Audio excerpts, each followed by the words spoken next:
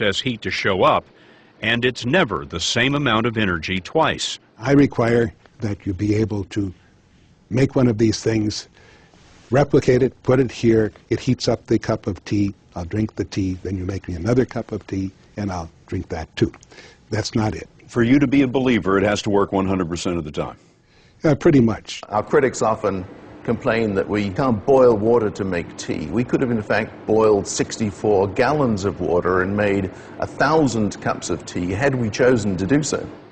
No one's sure why the experiments can't be consistently reproduced. McKubre thinks it has something to do with how the palladium is prepared. He's working with this Italian government lab called Enea, where some of the most reliable palladium is made. With so many open questions, we wanted to find out whether cold fusion is more than a tempest in a teapot. So we asked the American Physical Society, the top physics organization in America, to recommend an independent scientist.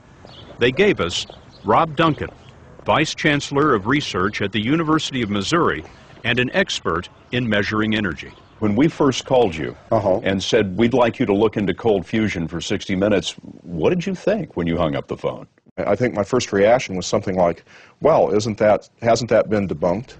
We asked Duncan to go with us to Israel, where a lab called Energetics Technologies has reported some of the biggest energy gains yet. We are delivering power into the cell. When I got there, I just kept asking about, okay, how do you know this? How do you know that? How do you get 30%? I mean, Duncan spent 2 days examining cold fusion experiments. I'm just skeptical because I'm always skeptical.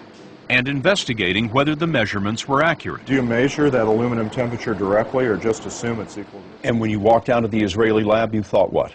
I thought, wow, they've done something very interesting here. He crunched the numbers himself and searched for an explanation other than a nuclear effect. I found that the work done was carefully done and that the excess heat, as I see it now, is quite real. Are you surprised to hear yourself saying this? Very much. I never thought I'd say that. And weaving it, the Defense Advanced Research Projects Agency, known as DARPA, did its own analysis, and we obtained this internal memo that concludes there is, quote, no doubt that anomalous excess heat is produced in these experiments. Do you feel vindicated after all these years?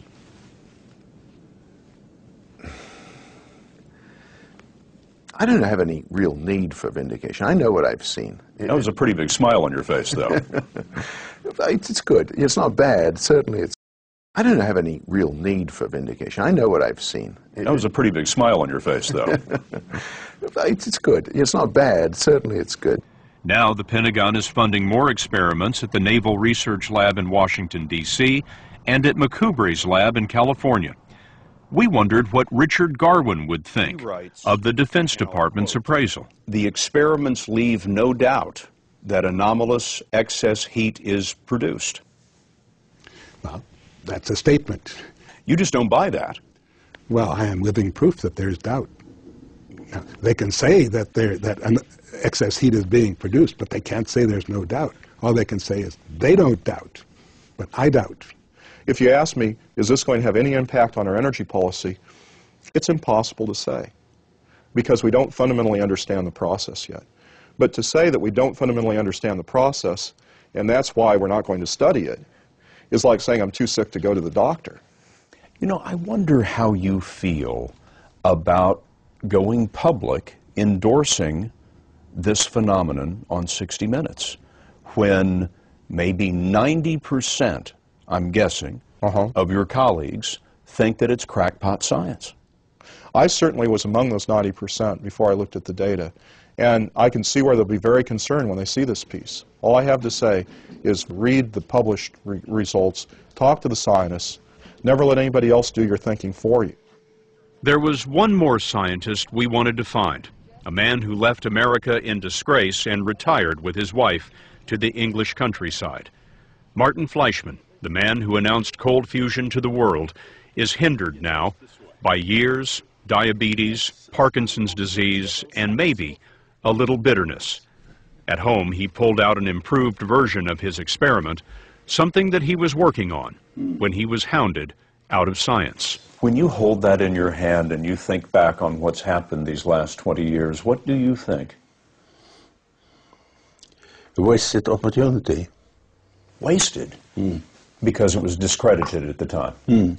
He told us he has two regrets: calling the nuclear effect fusion, a name coined by a competitor, If you loaded the cell with heavy water... and having that news conference, something he says the University of Utah wanted. Now that you know that your experiments have been replicated and improved upon in labs all around the world, I wonder, do you see a day when homes will be powered by these cells, when cars will be powered by these cells? I think so.